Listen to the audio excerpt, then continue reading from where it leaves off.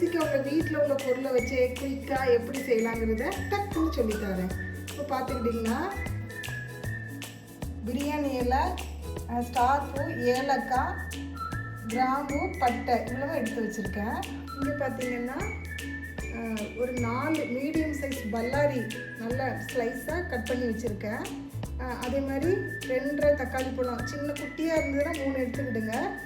பெரிய கொஞ்சம் மீடியம் சைஸ்னால் 2 தக்காளி பழம் போதும் எடுத்துக்கிடுங்க. 2 தக்காளி பழம், 2 பச்சை மிளகாய் கீழ் வச்சுருக்கேன். புதினா மல்லி வந்து 1 குத்து அளவுக்கு நீங்கள் பொடிசாக கட் பண்ணி வச்சுக்கிடுங்க. இவ்வளவும் நம்ம ரெடி பண்ணி வச்சுக்கிட்டோன்னா 10 நிமிஷத்தில் வச்சு இறக்கிடலாம் சிக்கன் பிரியாணியை. எங்கள் 4 பேருக்கு காப்படி உலக்கில் 3/4 உலக்கு எடுத்துருக்கேன். அதை நீங்கள் தக்காளி வெங்காயம் வதக்கிறதுக்கு முந்தியாக ஊற வச்சாலும் போதும். அந்த 10 நிமிஷத்துக்குள்ள அது ஊறி சரியாக இருக்கும். இதை நான் இப்போ ஊற வைக்கிறேன்.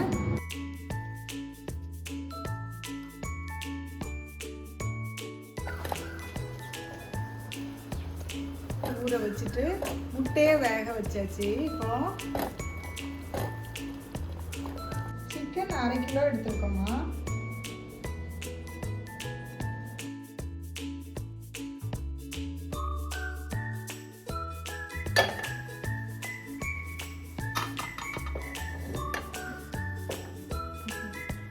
பிரியாணி செய்திருக்க அடி கனமான ஒரு பாத்திரத்தை வச்சுக்கிடுங்க. சரியா? நான் வந்து 5 லிட்டர் குக்கர் வச்சுருக்கேன்.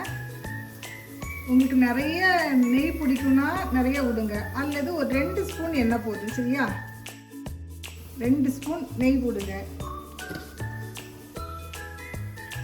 2 ஸ்பூன் தேங்காய் நட்டுக்கிடுங்க. கேஷ்யூ நட்டு டேஸ்ட் பிடிக்கும்னா நீங்கள் என்ன செய்யலாம், இப்போ நெய்யும் எண்ணெயும் சூடான உடனே அண்டிப்பருப்பு எடுத்து வறுத்து எடுத்து வச்சுட்டு பாருங்கள், பிரிஞ்சி இலை, காப்பு, பட்டை, ஏலக்காய், கிராம்பு எல்லாத்தையும் பொரிய விட்டுறணும். பற்ற விடுங்க.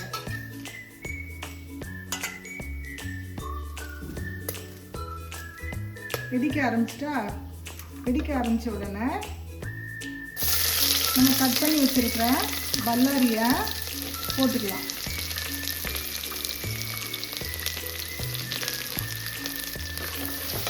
பல்லாரி ஒரு கண்ணாடி பதத்துக்கு வதங்கட்டும்.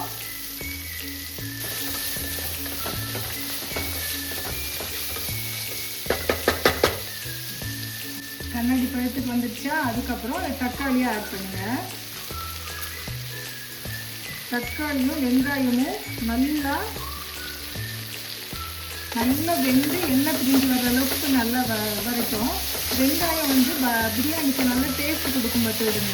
அதனால் வெங்காயம் அதிகமாகவும் தக்காளி குறையாகவும் சேர்க்கணும். ஒரு மூடி போட்டு மூடி வச்சிடலாமா? வெங்காயம் தக்காளி வதங்கிக்கிட்டு இருக்கும்போதே நம்ம தயிர் சம்பலுக்கு ரெடி ஆகிடலாம். அதை என்னெல்லாம் சேர்த்துருக்கேன்னா, பெரிய வெங்காயம் இருக்குது பார்த்தீங்கன்னா பல்லாரி, அது 2 மீடியம் சைஸில் 2 கட் பண்ணியிருக்கேன். புதினா மல்லி இலை போட்டிருக்கேன், உப்பு போட்டிருக்கேன், 1 மிளகாய் கீரி போட்டிருக்கேன். கொஞ்சம் தயிர் புளிக்காததுனால தக்காளி பழத்தோட ஒரு 1/4 வெட்டி அதில் போட்டிருக்கேன். அதை வெட்டி ஊற விட்டுடலாம். தயிரெல்லாம் மிக்ஸ் பண்ணி நினச்சிடலாம். அதை கொஞ்சம் நேரம் ஊற விட்டுடலாம். ரெடி ஆயிடுச்சு, தயிர் சம்பல் ரெடி ஆயிடுச்சுங்க. வெங்காயம் தக்காளி வதங்கிட்டு மூடி வச்சுருந்தோம் பார்த்தீங்களா. இனி லேசாக திறந்து அதை கிண்டி விட்டுடலாம். இனி மூடி போடணும்னு அவசியம் இல்லை. நல்லா வதங்கி எண்ணெய் பிரிகிற அளவுக்கு வரட்டும். நெய்யெல்லாம் உங்கள் இஷ்டத்துக்கு சேர்த்துக்கிடலாம். நீங்கள் உங்களுக்கு அதிகமாக பிடிக்கும், அந்த டேஸ்ட்டு பிடிக்கும்னா நீங்கள் அதிகமாக கொஞ்சம் விட்டுக்கிடலாம். நாங்கள் மீடியமாக போட்டிருக்கேன்.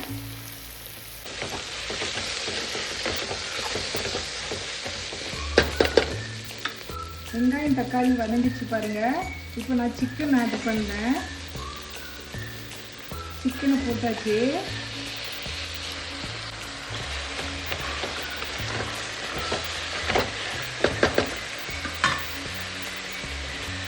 சிக்கன் போட்டு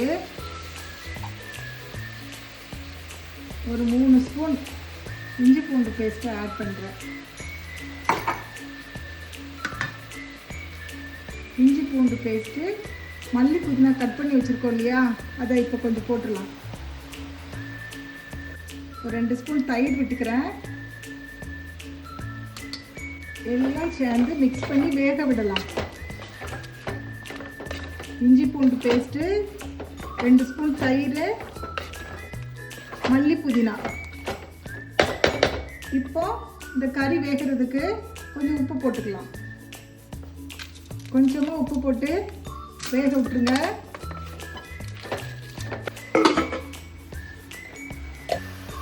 சிக்கன், இஞ்சி பூண்டு பேஸ்ட்டு எல்லாமே தயிர் எல்லாம் ஒரு 5 நிமிஷம் சேர்த்து வதக்க விட்டுருங்க. வதங்கினதுக்கப்புறம் மஞ்சள் தூள்,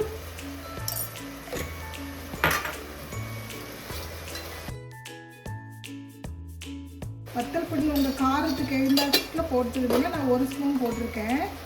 மல்லித்தூள் 1 ஸ்பூன் போட்டிருக்கேன். கரம் மசாலாவும் பார்த்தீங்கன்னா 3/4 ஸ்பூன் போட்டிருக்கேன். இவ்வளோதாங்க, மசாலா சேர்த்தாச்சு. எல்லாம் சேர்த்து இதை கொஞ்சம் நல்லா பரட்டி விட்டு மசாலா எல்லாம் சேர்ந்து ஒரு 5 நிமிஷம் வேகட்டும். சிம்மில் வச்சுக்கிடுங்க. கொஞ்சம் வேகட்டும், அடி பிடிச்சிடாம.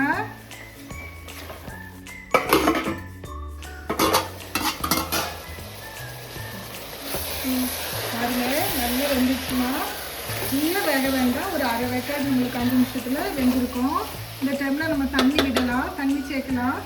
அரிசி நான் இந்த உலக்குக்கு 3/4 உலக்கு எடுத்துருந்தேன் பார்த்தீங்களா, இந்த உலக்குக்கு நான் 3/4 உலக்கு எடுத்துருந்தேன் பார்த்தீங்களா, அதே மாதிரி 2/4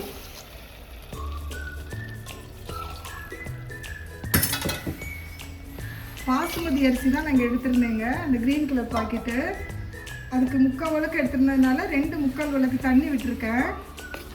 சில பழைய அரிசினா தண்ணி கூட இழுக்குன்னு சொல்கிறாங்க. நீங்கள் தண்ணி காணலையேன்னு பயப்படாதீங்க. கொதிக்கிற வெந்நீர் இருந்ததுன்னா காணாத பட்சத்தில் விடலாம். இப்போ இது கரெக்டாக இருக்குது பார்த்துடுங்க. தண்ணி நல்லா கொதிக்கட்டும். இந்த டைமில் உப்பு பார்த்துக்கிடுங்க. இதோட நல்லா கொதிச்சிச்சு பாருங்க மசாலா.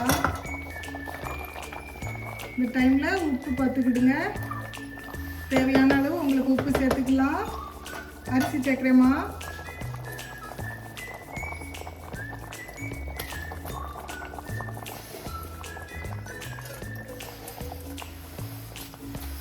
அரிசி சேர்த்துட்டு ரொம்ப கிண்டி விட வேண்டாம். ஒரு நல்லா எல்லா மசாலா எல்லாம் சேர்த்து ஒரு கிண்டிட்டு, நீங்கள் விசில் வைக்கிறவங்கன்னா ஃபுல் ஸ்பீடில் வச்சு ஒரு விசில் வச்சு ஆஃப் பண்ணிவிடுங்க. அப்படி இல்லைன்னா நான் எப்போவுமே விசில் விடுறதில்ல, தம் போட்டுருவேன்.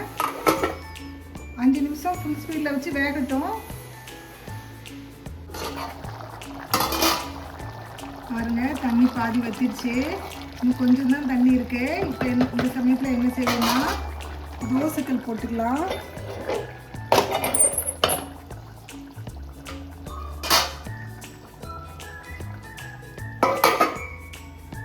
அஞ்சு நிமிஷம் தோசைக்கல் நல்லா ஃபுல் ஸ்பீடில் சூடாகி அது மேலே இருந்தீங்கன்னா தம் போட்டுடலாம். இந்த டைமில் நம்ம மிச்சம் வச்சுருக்கோம் இல்லையா, கொஞ்சம் புதினா மல்லி அதையும் போட்டுக்கிறேன். லெமன் புளிஞ்சு வச்சுருக்கேன்.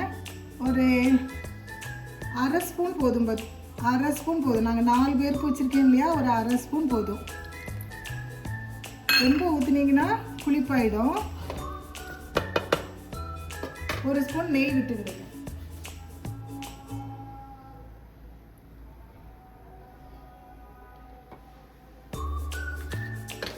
அவ்வளோதாங்க, இதில் உள்ள எல்லா ப்ராசஸும் முடிஞ்சாச்சு. இனி மிக்ஸ் பண்ணி மூடி வச்சிட்டிங்கன்னா தண்ணி எல்லாம் இழுத்துடும். 5 நிமிஷம் ஃபுல் ஸ்பீடில் இருக்கட்டும். இப்போ தான் நான் மேலே வெயிட்டுக்கு வச்சுருந்தேன், எடுத்துகிட்டு பார்ப்போம். தண்ணியெல்லாம் வற்றிடுச்சு.